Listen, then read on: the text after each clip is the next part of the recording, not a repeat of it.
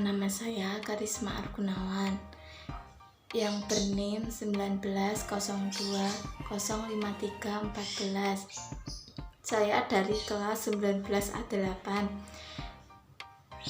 Saya mengambil prodi D3 Reka Medis di Universitas Duta Bangsa Surakarta. Saya mau menjelaskan mata kuliah anatomi, fisiologi, dan patofisiologi sistem pencernaan yang diampu oleh Ibu Lisdiah Dewi Arini. Tetap tonton terus ya guys sampai akhir. Ya, di sini saya akan menjelaskan tentang sistem endokrin pada penyakit diabetes mellitus. Apa sih itu diabetes mellitus? Diabetes mellitus adalah kelainan metabolik akibat dari kegagalan pankreas untuk mensekresi insulin, hormon yang responsibel terdapat pemanfaatan glukosa secara adekuat. Itulah pengertian diabetes mellitus. Ya, di sini juga ada jenis-jenis diabetes mellitus. Ada 4 jenis-jenis diabetes mellitus. Yang pertama, diabetes mellitus tipe 1. Diabetes mellitus tipe 1 yaitu suatu kondisi kronis saat pankreas memproduksi insulin sedikit atau tidak sama sekali. Kondisi ini biasa terjadi muncul pada saat remaja. Yang kedua, diabetes mellitus tipe 2. Diabetes mellitus tipe 2 adalah suatu kondisi kronis yang mempengaruhi cara tubuh memproses gula darah atau glukosa. Yang ketiga, diabetes mellitus gestasional atau kehamilan. Kasih itu yaitu kondisi kadar gula darah tinggi yang terjadi pada wanita hamil. Yang keempat, diabetes mellitus labil. Apa sih itu diabetes mellitus labil? Diabetes mellitus labil biasa terjadi ketika gula darah Anda naik turun.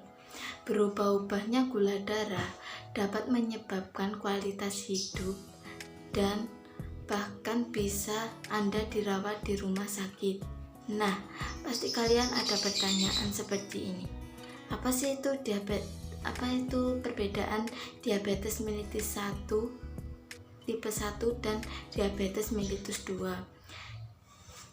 Secara singkat, diabetes mellitus tipe 1 itu penyakit dari keturunan atau genetik. Sedangkan diabetes mellitus tipe 2 itu terjadi karena gaya hidup. Apa sih? Kayak gimana sih gaya hidup itu? Ya yang seperti makan makanan instan, istirahat tidak secara teratur, olahraga jarang. Berikut gejala-gejala diabetes mellitus. Yang pertama, sering merasa haus.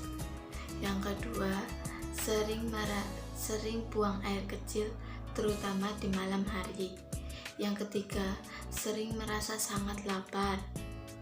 Yang keempat, turunnya berat badan tanpa sebab yang jelas. Yang kelima, kurangnya massa otot. Yang keenam, terdapat keton dalam urin. Pasti kalian bertanya, apa itu keton? Keton itu produk samping dari pemecah lemak. Berikut cara pengobatan diabetes mellitus.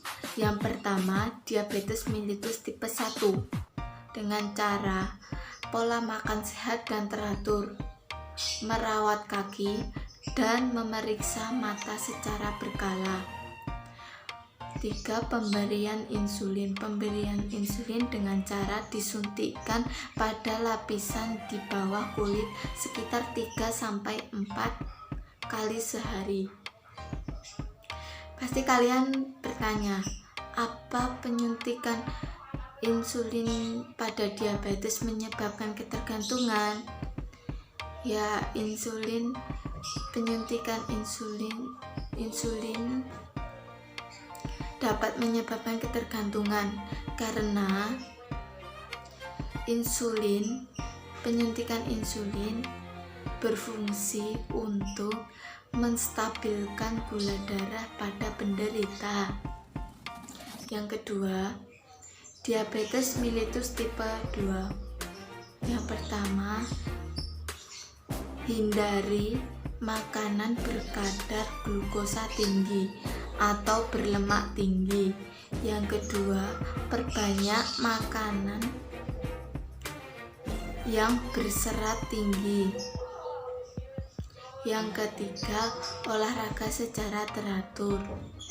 Nah, yang keempat ini penting. Hindari atau berhenti merokok karena itu membantu cara pengobatan diabetes mellitus. Yang ketiga, diabetes mellitus gestional atau kehamilan. Periksa kadar gula darah secara rutin. Diet sehat, sering olahraga secara teratur, dan obat-obatan. Yang keempat, diabetes mellitus labil.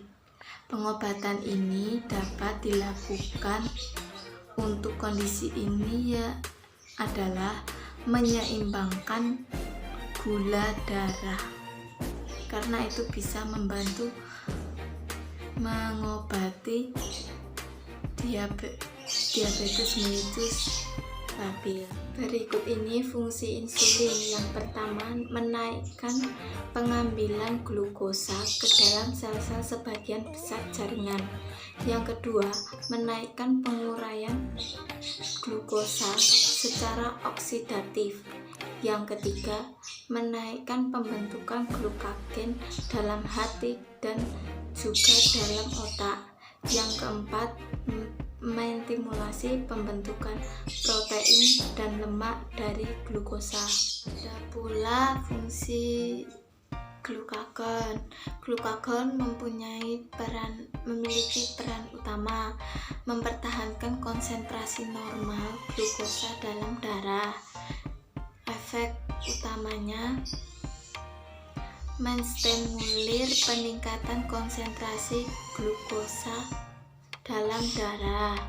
Glukagon menstimulir pemecahan glikogen yang tersimpan di dalam hati. Berikut ini contoh gangguan sistem reproduksi wanita. Yang pertama, gangguan menstruasi. Menstruasi ada aminor. Aminor dibagi menjadi dua, yaitu aminor primer dan aminor sekunder. Aminor primer tidak terjadi menstruasi sampai usia 17 tahun dengan atau tanpa perkembangan seksual sekunder. Yang kedua, aminor sekunder, tidak terjadi menstruasi 3 bulan atau dengan pada orang mengalami siklus menstruasi. Berikut contoh gangguan sistem reproduksi laki-laki. Yang pertama itu hipogonadisme. Apa itu hipogonadisme? Hipogonadisme adalah penurunan aktivitas kelenjar gonad. Yang kedua, kriptorkidisme. Apa itu kriptorkidisme? Kriptorkidisme adalah kegagalan satu atau kedua testis untuk turun ke dalam stokrum. Kemudian di sistem endokrin ada pula kelenjar timus. Kelenjar timus terletak di dalam mediastinum atau rongga di antara paru-paru kanan dan kiri di belakang tulang dada. Kelenjar timus juga menghasilkan hormon timus. Kelenjar timus sering dijumpai pada usia di bawah 18 tahun. Ukuran pada bayi kira-kira 10 gram. Bertambah pada masa remaja 30-40 gram. Kemudian berkerut. Fungsi dari kelenjar timus. Yang pertama, mengaktifkan pertumbuhan badan. Yang kedua, mengurangi aktivitas kelenjar kelamin. Yang ketiga, sebagai imunitas tubuh. Berikut ini kelenjar testis. Kelenjar testis terletak di bagian interstitial, bagian berisi cairan testis. Kelenjar testis dibentuk oleh sel-sel Leydig dan menghasilkan dua hormon. Yang pertama, hormon relaksin, dan yang kedua, hormon testosteron. Apa sih itu hormon relaksin? Hormon relaksin adalah mengatur relaksasi otot yang berkaitan dengan sifat kelamin, sedangkan hormon testosteron adalah mengatur pembentukan sperma dan ciri kelamin sekunder pria. Berikut ini hormon corpus luteum. Apa itu hormon corpus luteum? Hormon penting bagi wanita. Hormon ini membantu uterus menyediakan keadaan yang sesuai untuk mengandung. Berikut ini fungsi dari corpus luteum.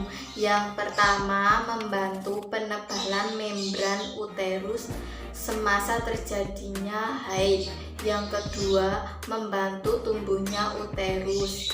Yang ketiga, membantu pertumbuhan payudara.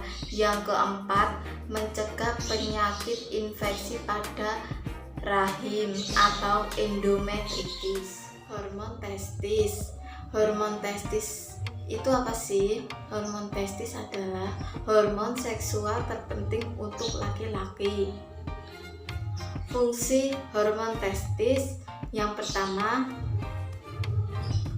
mengawali keinginan seks. Yang kedua, merangsang pembesaran otot, tulang, kulit, dan organ seks. Yang ketiga, menambah baik fungsi otak dan penglihatan dan daya pemahaman. Itulah hormon testis. Gangguan kelenjar tiroid. Gangguan kelenjar tiroid ada dua, yaitu hipertiroid dan hipotiroid. Macam-macam penyakit hipertiroid. Yang pertama, penyakit Graft. Apa itu penyakit Graft? Kondisi medis yang ditandai dengan kadar hormon tiroid berlebihan akibat produksi berlebihan oleh kelenjar tiroid. Yang kedua, penyakit gondok. Apa itu penyakit gondok? Terdapat benjolan yang cukup besar pada leher bagian depan atau samping. Yang ketiga, penyakit goiter adalah pembesaran pada kelenjar tiroid. Berikut anatomi dan hormon kelenjar tiroid. Kelenjar tiroid terletak tepat di bawah kedua sisi laring sebelah anterior trakea, yaitu posisi yang tepat untuk pemasangan dasi kupu-kupu. Sedangkan hormon kelenjar tiroid mempengaruhi kecepatan metabolik tubuh. Oke guys, sekian video materi anatomi, fisiologi, dan patofisiologi sistem pencernaan pada sistem endokrin yang saya buat ini. Semoga video ini bermanfaat, dan terima kasih untuk yang menonton awal sampai akhir, dan maaf jika ada salah kata. Terima kasih. Saya Karisma Argunawan. Wassalamualaikum warahmatullahi wabarakatuh.